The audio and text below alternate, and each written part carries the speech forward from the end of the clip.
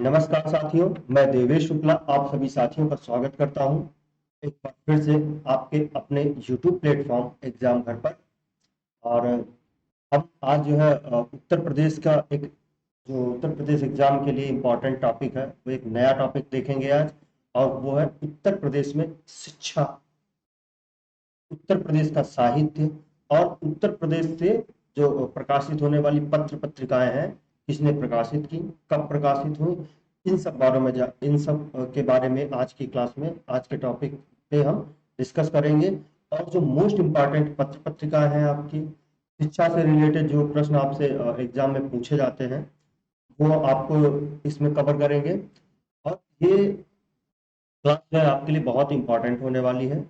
1 से 2 प्रश्न यहाँ से आपको अवश्य देखने को मिलेंगे आपके आने वाले एग्जाम में। तो समय को न खराब करते हुए अब आप इस टॉपिक की तरफ बढ़ते हैं। उससे पहले अगर हमारे किसी साथी ने अभी तक चैनल को सब्सक्राइब नहीं किया है तो चैनल को अवश्य सब्सक्राइब कर लें, तो इतना प्रमोशन तो बनता है, ठीक है। तो और बेल आइकन को दबा लें ताकि आपको सभी नोटिफिकेशन मिलते रहें वीडियो के। और शेयर जरूर करें, क्लास अच्छी लगे तो एक कमेंट करें, एक लाइक करें, इससे ज़्यादा और कुछ भी नहीं। आज की क्लास को शुरू करेंगे। उत्तर प्रदेश शिक्षा साहित्य एवं पत्र पत्रिकाएं। और बहुत ही जल्द 1 से 2 क्लासेस के बाद में हमारा उत्तर प्रदेश पूरा कंप्लीट हो जाएगा।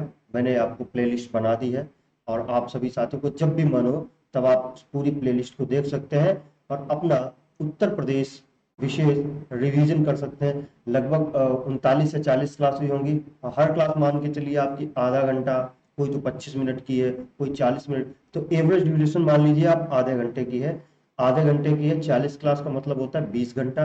अगर आप डेली 2 घंटे भी देते हैं, डेली 2 घंटे भी देते हैं, तो आप मान लीजिए डेली आप 4 क्लास देते हैं तो 10 दिन में आपका यूपी पूरा क्या हो जाएगा, रिवीजन हो जाएगा। तो आपको इस तरह से देखना है। आपको लगता है कि आप एक बार पढ़ चुके हैं तो आप इंटू 2 में देख लीजिए, इंटू 1.5 में देख लीजिए। तो इस तरह से भी आप क्या है, रिवीजन कर सकते हैं। और 10 क्लास लगभग एमसीक्यू की हैं, वो आप रिवीजन के लिए देख सकते हैं। वो भी आपके रिवीजन के लिए क्या है, बहुत महत्वपूर्ण क्लासेस होगी, क्योंकि उसमें टोटल जो है आपके प्रीवियस ईयर पेपर के प्रश्न है। और इसके बाद में हम यूपीपी का जो री एग्जाम है उसकी जीएस और उसकी मैथ और उसकी हिंदी, इन तीनों के ही आपके लिए क्या लेकर के आएंगे, प्रैक्टिस सेशन लेकर के आएंगे। क्योंकि यूपीपी में अब सबसे ज्यादा आपको प्रैक्टिस की जरूरत है, ठीक है। तो देखेंगे, आज की अपनी क्लास को शुरू करते हैं।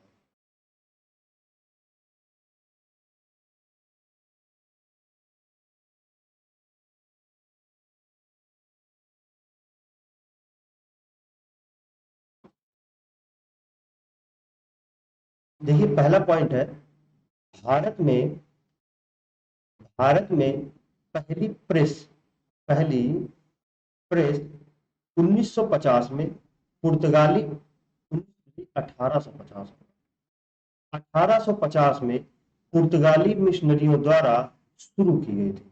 यानी कि भारत में जो पहली प्रेस है, पहला जो आपका प्रेस है, वो कब शुरू की गई थी, 1850 में। और किसने शुरू की थी पुर्तगालियों ने। किसने, पुर्तगालियों ने। आपसे एग्जाम कैसे आता है, भारत में प्रेस किसने शुरू किया था, पुर्तगालियों ने, ब्रिटिशर्स ने, और डचों ने, आपके डेनिस ने। तो इस तरह से आपको बताना है किसने, पुर्तगाली सबसे पहले हमारे देश में प्रेस लेकर के आए थे। प्रेस ये वाली प्रेस नहीं, आयरन करने वाली नहीं, प्रिंटिंग प्रेस। यानी कि प्रिंटिंग प्रेस, जहां पे क्या होते थे, अखबार छपते थे, क्या, न्यूज़पेपर छपते थे, ठीक है। तो ये आपको याद रखना है। अगला, 1970 1870 में James Augustus Hickey James Augustus Hickey ये है जेम्स अगस्टस हिक्की ने बंगाल गजट साप्ताहिक समाचार पत्र निकाला। कौन सा, बंगाल गजट। क्या, बंगाल गजट किसने निकाला, जेम्स अगस्टस हिक्की। किसने निकाला, जेम्स अगस्टस हिक्की ने निकाला। और ये पत्र, समाचार पत्र कैसा था, साप्ताहिक, यानी कि सप्ताह में एक बार इसे क्या किया जाता था, निकाला जाता था। तो किसने निकाला, जेम्स अगस्टस हिक्की। नाम था बंगाल गजट और ये साप्ताहिक समाचार पत्र था। अगला है बंगाल गजट से ही पॉइंट है कि बंगाल गजट को भारत का पहला समाचार पत्र माना जाता है। इसीलिए आपके लिए और इम्पोर्टेंट है कि जो बंगाल गजट है वो भारत का पहला समाचार पत्र था। इसे निकाला था जेम्स ऑगस्टस हिक्की ने, और ये क्या हुआ, ये आपका साप्ताहिक समाचार पत्र था। कैसा था? साप्ताहिक समाचार पत्र था। अगला है उदंत मार्तंड। क्या उदंत मार्तंड को हिंदी का पहला समाचार पत्र माना जाता है? ये आपके लिए बहुत बहुत इंपॉर्टेंट लाइन है कि जो उदंत मार्तंड है ये हिंदी का पहला समाचार पत्र माना जाता है। इसका प्रकाशन भी पूछा जाता है। इसका प्रकाशन कहां से हुआ था? कोलकाता से हुआ था। पहला उदंत मार्तंड हिंदी का पहला समाचार पत्र, इसका प्रकाशन कोलकाता से हुआ। और इसके संपादक का नाम भी पूछता है, जुगल किशोर शुक्ला। कौन? जुगल किशोर शुक्ला उदंत मार्तंड के क्या थे? आपके संपादक थे। इसको संपादन कहां से किया गया था? कोलकाता से किया गया था। और ये हिंदी का पहला समाचार पत्र था। ये आपको याद रखना है, आपके लिए बहुत ही महत्वपूर्ण है। अगला पॉइंट और भी महत्वपूर्ण, गांधी जी ने नवजीवन, हरिजन तथा यंग इंडिया पत्रकारों का संपादन किया था। गांधी जी थे, इन्होंने इनकी जो पत्रिकाएं थी वो कौन कौन सी थी? नवजीवन, हरिजन और यंग इंडिया। कौन? नवजीवन, हरिजन और यंग इंडिया। और भी इन्होंने कई पत्र पत्रिकाओं का संपादन किया, लेकिन ये जो तीन है ये आपके लिए मोस्ट इंपॉर्टेंट है। और इन्हीं तीन में से आपसे एग्जाम में एक पूछ ली जाती है, नवजीवन, हरिजन या फिर यंग इंडिया। तो आपको ये याद रखनी है। अब देखिए कुछ पत्र पत्रिकाएं हैं, उनका जो संपादन ईयर जिनका भी इंपॉर्टेंट है और कौन संपादक था वो हमने आपको यहाँ पे मेंशन। देखिए एक पत्रिका थी सरस्वती। क्या? सरस्वती। इसे 1900 में निकाला गया। इसे कब? 1900 में प्रयागराज से निकाला था। इसे महावीर द्विवेदी द्वारा निकाला गया था। किसके द्वारा? महावीर द्विवेदी के द्वारा। हिंदी प्रदीप, हिंदी प्रदीप प्रयागराज से, और ये 1877 में। कब? हिंदी प्रदीप प्रयागराज से 1877 में। स्वदेश। क्या? स्वदेश 1919 गोरखपुर से। कब? कब? 1919 गोरखपुर से। ये उस समय की बात है जब आंदोलन चल रहे थे स्वतंत्रता के समय, हमारे देश को स्वतंत्र कराने के लिए। तो क्या था, ये एक ऐसी पत्रिका थी जो पढ़ने वालों के मन में अब स्वदेश के प्रति यानी अपने देश के प्रति भावनाएं जागृत करती थी। क्योंकि उस समय भी हमारे देश में बहुत से ऐसे लोग थे जिन्हें कोई मतलब नहीं था, उनका आराम से पेट भर रहा है, वो पढ़े हैं आराम से, उन्हें कोई मतलब नहीं था कि देश को आजादी से, देश की गुलामी से गुलाम है तो क्या हो रहा है, क्या फर्क पड़ रहा है। तो होता है ना कि जब अपने घर पे आग लगती है तब समझ आता है कि हाँ क्या है। अब पता चला तब तक उन्हें जो है अंग्रेजों को नुकसान हुआ नहीं था, वो तो आराम से पड़े रहते थे, उन्हें कोई मतलब ही नहीं था। जब जिस दिन पता चला किसी राजा के यहाँ जब अंग्रेज जाकर के कहता था भाई तुम्हारा ये सब हमारा हुआ, तब उसको लगता था अरे अब तो लड़ना पड़ेगा भाई, अब तो लग रहा है कि अंग्रेजों को भगाना पड़ेगा। तब ये लोग जागते थे। जब तक हमारे ऊपर दबाव नहीं पड़ता है तब तक हम क्या करते हैं? आराम से सोते रहते हैं। तो इसीलिए उस समय पे क्या हुआ, गोरखपुर से स्वदेश नामक पत्रिका निकाली गई, जिससे क्या हो, लोग जो पत्र पढ़ते हैं उनके अंदर देश भावना जागृत हो। 1919 में ही एक पत्रिका और निकाली गई थी, द इंडिपेंडेंट। कौन सी? द इंडिपेंडेंट, यानी कि हमें इंडिपेंडेंट होना है। ये भी 1919 में निकाली गई थी प्रयागराज से। और ये मोतीलाल नेहरू इसके संपादक थे। कौन? मोतीलाल नेहरू इसके क्या थे? The independent 1919 Prayagraj, Motilal Nehru. The independent 1919 Prayagraj से और मोतीलाल नेहरू के द्वारा ये निकाली गई थी। एक और थी पत्रिका अभ्युदय। क्या? अभ्युदय। इसे किसने निकाला था? मदन मोहन मालवीय के द्वारा निकाला गया था। किसके द्वारा? मदन मोहन मालवीय के द्वारा निकाला गया। अब ये बताइए, एक अभ्युदय योजना, अभ्युदय योजना सुना होगा, अभ्युदय योजना के बारे में। अब बताइए आप, ये किस प्रदेश की है और किसके लिए है? किस प्रदेश की ये योजना है और किसके लिए? ये आप कमेंट बॉक्स में टाइप करेंगे, बहुत ही इंपॉर्टेंट प्रश्न है आपके लिए। ठीक है। अगली है हंस। क्या? अगली है पत्रिका, अगली पत्रिका का नाम है हंस। क्या? हंस। अगली पत्रिका का नाम है हंस। और हंस किसकी है? मुंशी प्रेमचंद की। किसकी? मुंशी प्रेमचंद की है। और फिर है तत्वबोधिनी पत्रिका। क्या? तत्वबोधिनी पत्रिका, ये बरेली से निकाली गई और इसके संपादक थे आपके गुलाब शंकर। कौन? गुलाब शंकर। कवि बच्चन सुधा, मोस्ट इंपॉर्टेंट, तत्वबोधिनी और कवि बच्चन सुधा मोस्ट इंपॉर्टेंट, ये आपकी वाराणसी से निकाली गई, वाराणसी से प्रकाशित हुई और ये भारतेंदु हरिश्चंद्र के द्वारा इसे संपादित किया गया। और कवि बच्चन सुधा जो है वो हिंदी की थी। किसकी थी? हिंदी की थी। जो कवि बच्चन सुधा है इसका भाषा पूछता है कि किस भाषा में थी, तो ये हिंदी भाषा की पत्रिका थी। अगली है कौमी आवाज, ये लखनऊ से और जवाहरलाल नेहरू के द्वारा। नेशनल हेराल्ड, ये भी लखनऊ से और ये भी जवाहरलाल नेहरू के द्वारा इसे का क्या किया गया? संपादन किया। कौमी आवाज, नेशनल हेराल्ड, जवाहरलाल नेहरू के द्वारा। अगली है सर्वहित कारक कारक पत्रिका। कौन सी? सर्वहित कारक पत्रिका, ये आगरा से निकाली जाती है और ये शिव नारायण क्या होते हैं? इसके संपादक होते हैं। क्या होते हैं? संपादक होते हैं। उत्तर प्रदेश में बोली जाने वाली जो बोलियां हैं वो देखिए, खड़ी बोली, अवधी, बुंदेली, ब्रिजभाषा, भोजपुरी और कन्नौजी। इनके अपभ्रंश भी हैं, इनके फिर अंतर्गत बहुत सी और भाषाएं हैं। तो ये जो बोलियां हैं ये आप जो हिंदी पढ़ेंगे तो उसमें आप खड़ी बोली को कौरवी भी कहते हैं, अवधी को कोशली भी कहते हैं। खड़ी बोली का विकास कैसे हुआ और इनके अपभ्रंश बनने से इनकी कौन सी अन्य भाषाएं हैं, इनके कितने भेद हैं, तो ये सारी चीजें आप जब देखेंगे तो आप क्या करेंगे? आप हिंदी में जब बोलियां पढ़ेंगे वहां पे आपको क्या है प्रॉपर तरीके से आपने पढ़ेंगे, आपके हिंदी वाले सर आपको पढ़ाएंगे। ब्रजभाषा आपको पता होगा, आपका मथुरा, बरसाना, वृंदावन, गोकुल, नंदगांव इस क्षेत्र में बोली जाती है। भोजपुरी आपकी पूर्वी उत्तर प्रदेश में बोली जाती है। कन्नौजी आपका कन्नौज के आसपास बोली जाती है। अवधी आपका लखनऊ के आसपास बोली जाती है। बुंदेली आपका दक्षिण उत्तर प्रदेश में बोली जाती है। खड़ी बोली या फिर कौरवी आपकी पश्चिमी उत्तर प्रदेश में बोली जाती है। तो इस तरह से भी आप जान सकते हैं। देखिए, ब्रजभाषा यानी कि मथुरा के आसपास, भोजपुरी पूर्वी उत्तर प्रदेश, क्योंकि पूर्व में क्या लगता है आपका? बिहार लगता है उत्तर प्रदेश से। कन्नौजी आपका कन्नौज के आसपास की। बुंदेलखंडी या बुंदेली आपकी दक्षिण उत्तर प्रदेश में। अवधि अवध में बोली जाएगी, लखनऊ के आसपास का क्षेत्र, फैजाबाद, अयोध्या, लखनऊ, बाराबंकी, बहराइच। खड़ी बोली आपकी दक्षिण भारत को, सॉरी पश्चिमी उत्तर प्रदेश में बोली जाएगी। तो बोलियां भी आपको ये इतना याद रखना है। आपसे कभी कभी स्थान पूछ लेता है कि ब्रजभाषा किस क्षेत्र में बोली जाती है, तो आपको पता होना चाहिए ब्रजभाषा आपका मथुरा, वृंदावन इस क्षेत्र में बोली जाती है। अगला है प्रमुख साहित्यकार और उनकी रचनाएं। यहां से आपके एग्जाम में प्रश्न बनता ही बनता, खासकर उत्तर प्रदेश में यहां से आपका प्रश्न बनता ही बनता है। अब देखिए, प्रमुख साहित्यकार और उनकी रचना। तो पहले है तुलसीदास। कौन है? पहले है तुलसीदास। तुलसीदास के बारे में भी हमने पिछले उसमें बताया भी था, जब प्रमुख व्यक्तित्व के बारे में बताया था।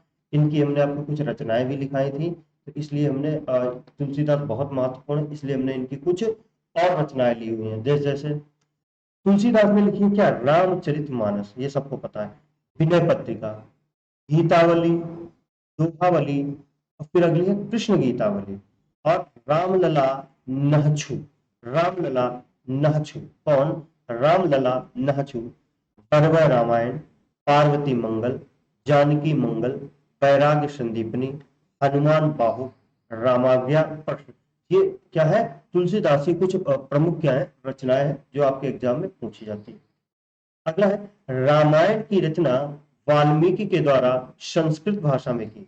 इसमें की गई थी संस्कृत भाषा में की गई थी रामायण। देखिए, रामायण और रामचरितमानस में अंतर है।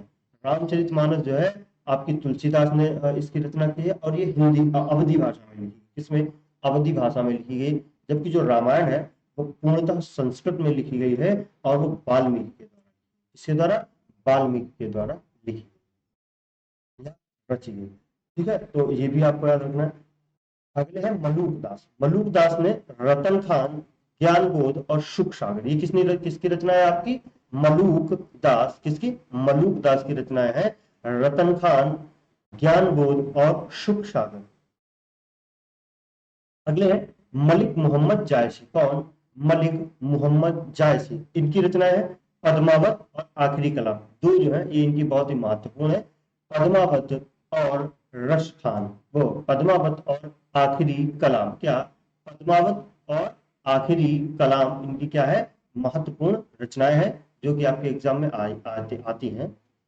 अगले है चंदायन, जो एक चंदायन रचना है, इसे किसने लिखा है? मुल्ला दाऊद ने। किसने? मुल्ला दाऊद ने, और अवधी भाषा में लिखा। अगर आपसे पूछे चंदायन के रचयिता कौन है, तो वो बताएंगे आपके मुल्ला दाऊद, और अवधी भाषा में लिखा। किसमें लिखा है? अवधी भाषा में चंदायन को मुल्ला दाऊद के द्वारा लिखा गया है। मुल्ला दाऊद के द्वारा इसकी रचना की है। किसकी? चंदायन। अगले है ईश्वर दास। कौन?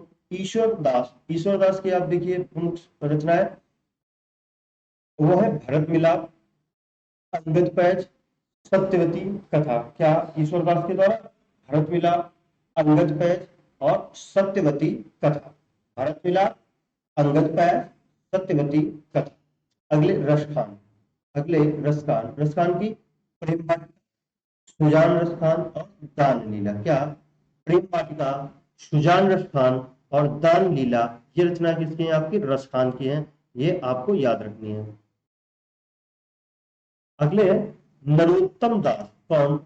नरोत्तम दास। और नरोत्तम दास के द्वारा रचित रचना है सुदामा चरित्र, ध्रुव चरित्र। कौन? सुदामा चरित्र, ध्रुव चरित्र। मीराबाई के द्वारा गीत गोविंद, राग सोरठा, नरसी जी का मायरा, या फिर राग गोविंद। क्या? राग गोविंद। मीराबाई के द्वारा गीत गोविंद, राग सोरठा, नरसी जी का मायरा और राग गोविंद, ये आपको याद रखनी है। सूरदास के द्वारा सूर सागर, साहित्य लहरी और भ्रमर गीत। क्या? सूर सागर, साहित्य लहरी और भ्रमर गीत, ये किसकी है? सूरदास।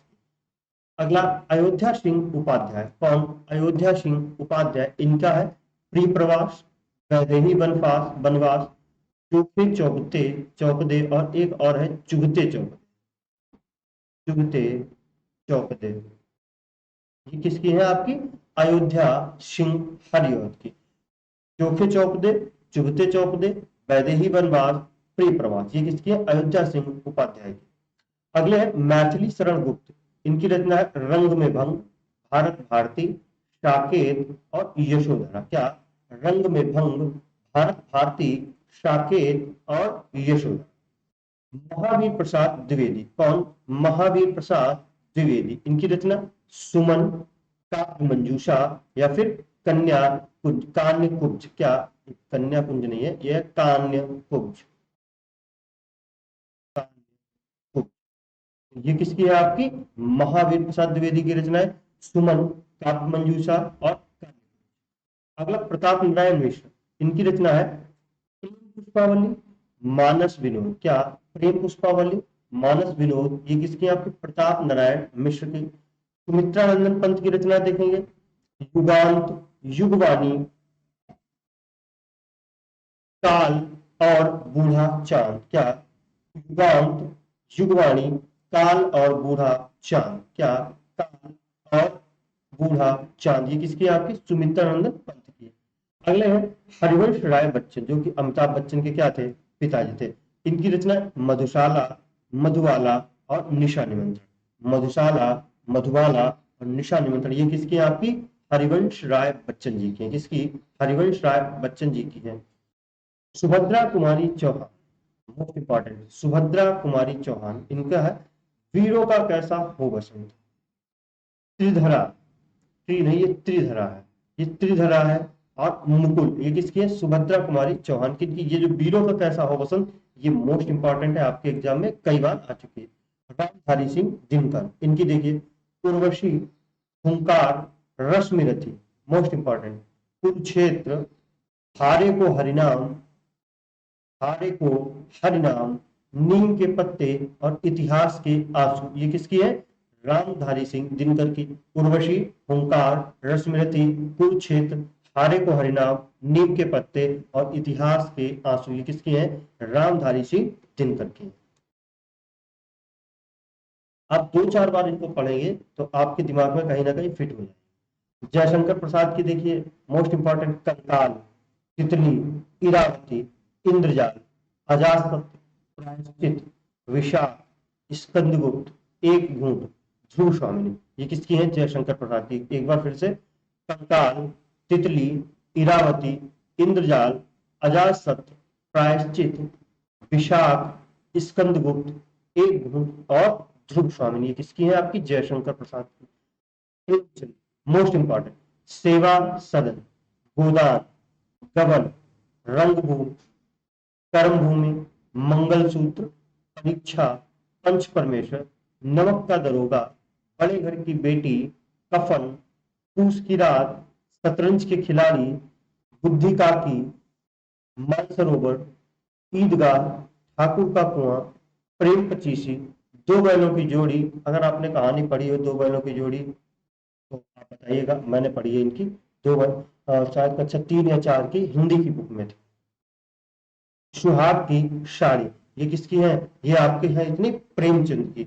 इनको भी आपको याद रखना है। सेवा सदन, गोदान, गबन, रंगभूमि, कर्मभूमि, मंगलसूत्र, परीक्षा, पंच परमेश्वर, नमक का दरोगा, बड़े घर की बेटी, कफन, पूछ की रात, शतरंज के खिलाड़ी, बुद्धि काकी, मानसरोवर, ईदगाह, ठाकुर का कुआं, प्रेम पचीसी और दो बैलों की जोड़ी, सुहाग की साड़ी, ये क्या है? ये आपकी प्रेमचंद जी की क्या है? रचना है। धर्मवीर भारती, इनकी है रचना कनुप्रिया, अंधा युग, गुनाहों का देवता और सूरज का सातवां घोड़ा। इनकी भी ये जो हमने आपको 2 3 4 लिखी हुई है, ये आपकी मोस्ट इंपॉर्टेंट रचना है जो आपके लगातार एग्जाम्स में आती रहती है। और ये ऐसी रचना है ये आपकी, ये हिंदी में भी कभी कभी आ जाती है, हिंदी के सेक्शन में भी आ जाती है, क्योंकि जयशंकर प्रसाद क्या है? लेखक है, और इनकी रचनाएं जो है आपकी हिंदी में भी आ जाती है। तो इसलिए आपको वो भी देखना है, और उत्तर प्रदेश विशेष को लेकर पे तो है ही, तो आपको यहाँ भी देखना है। कहीं भी आ जाए आपको मार्क्स मिलने चाहिए आपके एग्जाम। आगे देखेंगे, आगे कुछ पॉइंट है, इन्हें हम देखें जो आपके एग्जाम में पूछे जाते हैं। अगला है तमिल, तेलुगु और कन्नड़ और मलयालम। क्या? तमिल, तेलुगु, कन्नड़ और मलयालम, ये द्रविड़ भाषा परिवार की भाषा है। किस भाषा परिवार है इनका? द्रविड़ भाषा। कौन सा? तमिल, तेलुगु, कन्नड़, मलयालम, ये द्रविड़ भाषा परिवार की भाषाएं हैं। और ये चारों भाषाएं आपकी कहाँ बोली जाती हैं?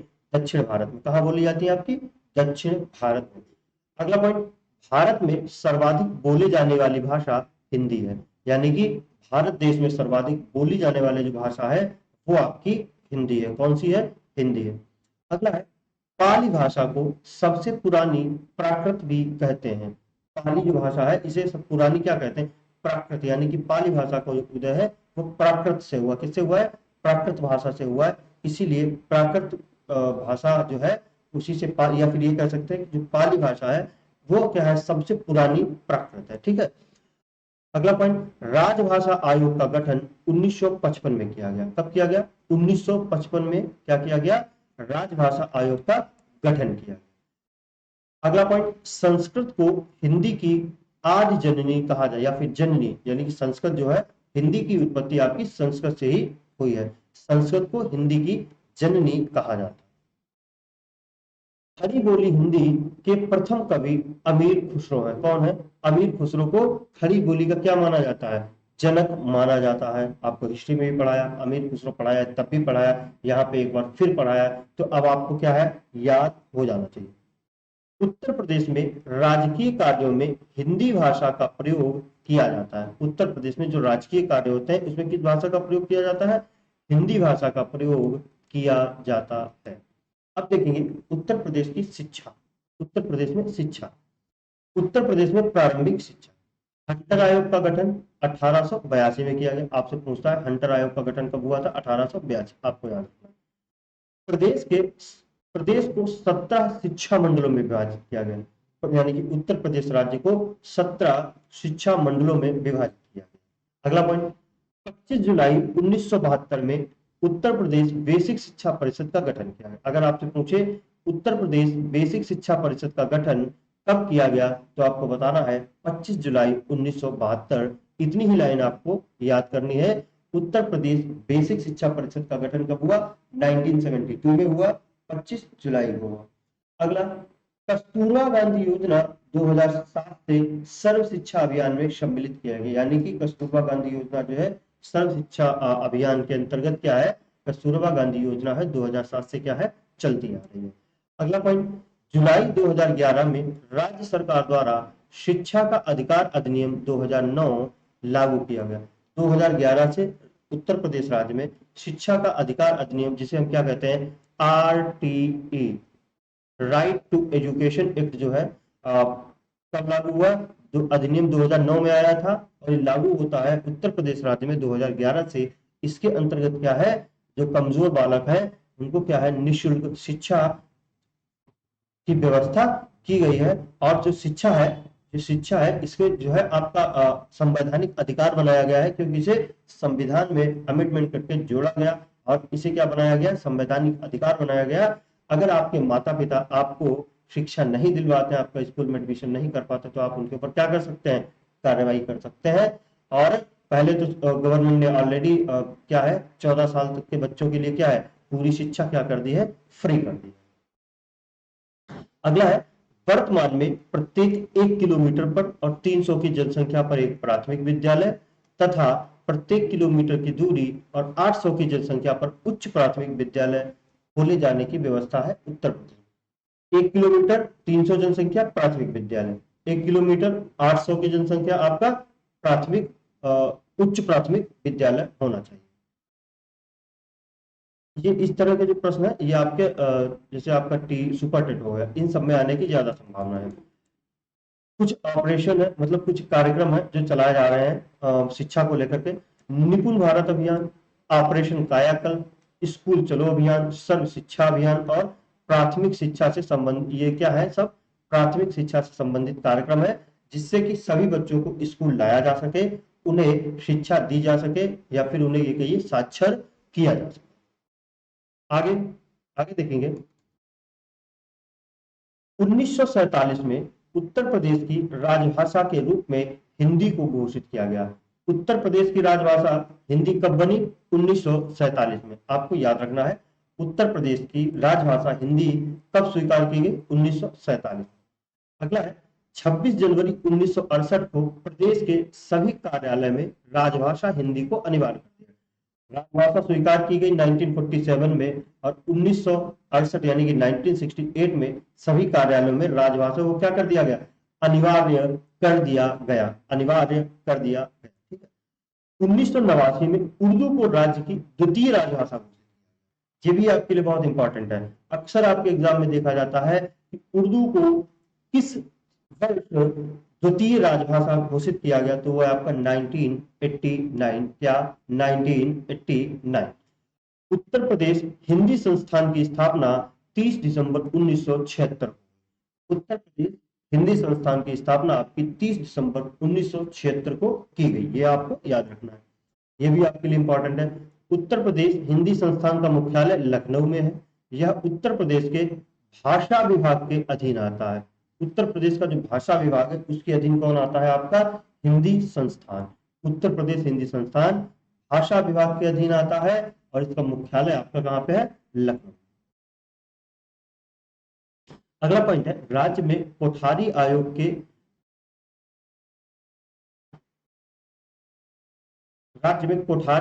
के संस्तुति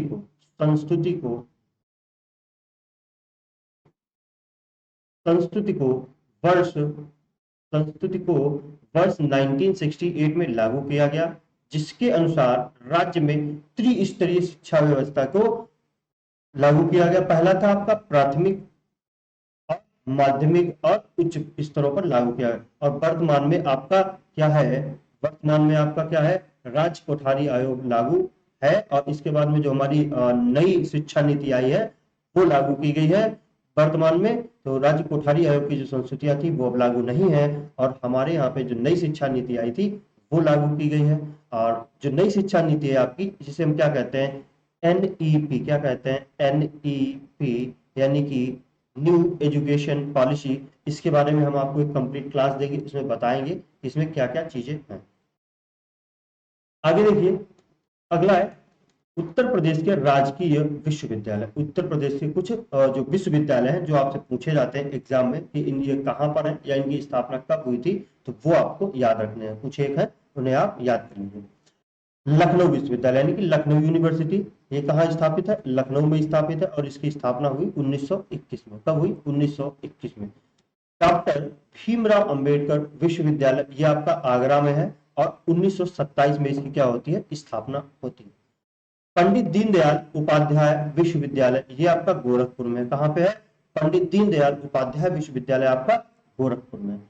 छत्रपति साहू जी महाराज विश्वविद्यालय, जिसे हम कानपुर यूनिवर्सिटी कहते हैं, ये आपका है कानपुर। चौधरी चरण सिंह विश्वविद्यालय, ये आपका मेरठ में है, कहाँ पे है? मेरठ में। महात्मा गांधी काशी विद्यापीठ, ये भी आपका कहाँ पे? वाराणसी में है। मैथिली शरण गुप्त बुंदेलखंड विश्वविद्यालय, ये आपका झांसी में। राम मनोहर लोहिया अवध विश्वविद्यालय। महात्मा ज्योतिबा फुले रुहेलखंड विश्वविद्यालय, आपका बरेली में, कहाँ पे है? बरेली में है। वीर बहादुर सिंह पूर्वांचल विश्वविद्यालय, ये आपका जौनपुर में, कहाँ पे है? वीर बहादुर सिंह पूर्वांचल विश्वविद्यालय जौनपुर। महात्मा ज्योतिबा फुले रुहेलखंड विश्वविद्यालय आपका बरेली में। आगे देखें कुछ अन्य जो आपके विश्वविद्यालय हैं जो आपके लिए बहुत इंपॉर्टेंट है आपके एग्जाम के लिए, वो आप देखेंगे। पहला है केंद्रीय विश्वविद्यालय इलाहाबाद, इसकी स्थापना 1987 में होती है। तो इलाहाबाद, तो ये सीधी सी बात है, कहाँ पे है? आपका प्रयागराज में स्थित है। कहाँ पे है? प्रयागराज में। कहाँ पे? प्रयागराज में। केंद्रीय विश्वविद्यालय इलाहाबाद 1887 में स्थापना होती है। और बीएचयू, जिसे हम बनारस हिंदी विश्वविद्यालय कहते हैं, इसकी स्थापना 1916 में होती है। क्या कहते हैं? बीएचयू, यानी कि बनारस हिंदू विश्वविद्यालय। अगला है अलीगढ़ मुस्लिम विश्वविद्यालय, इसकी स्थापना 1920 में होती। कब होती? 1920 में होती है। अगला राजकीय पशु चिकित्सा अनुसंधान संस्थान, इसकी स्थापना होती है कहाँ? इज्जत नगर बरेली में। ये कहाँ पे है आपका? इज्जत नगर बरेली में। और ये आपके लिए बहुत महत्वपूर्ण है, राजकीय पशु चिकित्सा अनुसंधान संस्थान, ये कहाँ पे आपका? इज्जत नगर बरेली में। केंद्रीय तिब्बती उच्च शिक्षा संस्थान, ये आपका सारनाथ वाराणसी में। कहाँ? सारनाथ वाराणसी में। क्या? केंद्रीय तिब्बती उच्च शिक्षा संस्थान, ये आपका सारनाथ वाराणसी।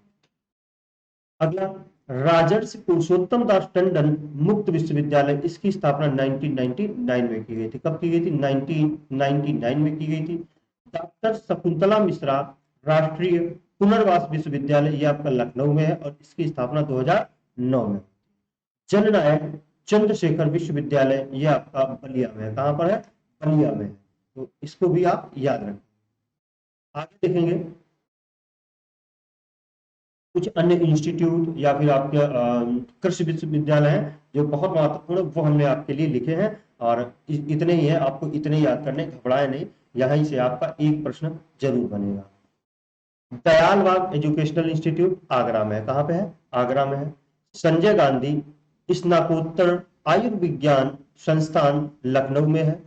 भातखंडे म्यूजिक संगीत संस्थान लखनऊ में है और इसकी स्थापना 1926 में होती है। नेशनल स्पोर्ट यूनिवर्सिटी मेरठ में है, यह आपके लिए मोस्ट इंपॉर्टेंट है। नेशनल स्पोर्ट यूनिवर्सिटी मेरठ में है। National institute of sugar technology Kanpur में है। National institute of sugar technology Kanpur में है। और नेशनल शुगर रिसर्च इंस्टीट्यूट, ये भी आपका कानपुर में। क्या? और अगर गन्ना रिसर्च इंस्टीट्यूट की बात करेगा तो वो आपका हो जाएगा लखनऊ में। क्या हो जाएगा? लखनऊ में। School of paper technology, school of paper technology आपका सहारनपुर में है।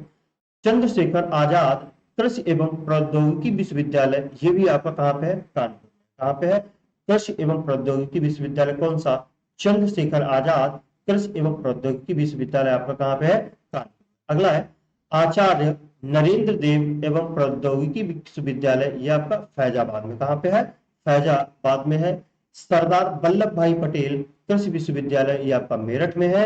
और रानी लक्ष्मीबाई केंद्रीय विश्वविद्यालय, ये आपका झांसी में है। कहाँ पे है? आपका झांसी में है। तो आप ये कुछ विश्वविद्यालय है, कुछ डीम्ड यूनिवर्सिटी है, कुछ आपके इंस्टीट्यूट हैं, कुछ आपके प्रौद्योगिकी विश्वविद्यालय हैं।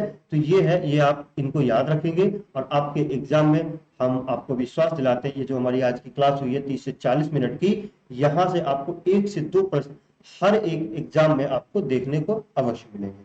इसी के साथ में आप सब लोग मेहनत करते रहिए और हमारी जो आने वाली सीरीज है यूपीपी रिवीजन क्लासेज, उसमें आप सब लोग जुड़िए और प्रैक्टिस करते रहिए और आप क्या करिए? सक्सेस पाइए, वर्दी अपने बदन पे लाइए और माँ बाप का नाम रोशन कीजिए। धन्यवाद। राधे राधे।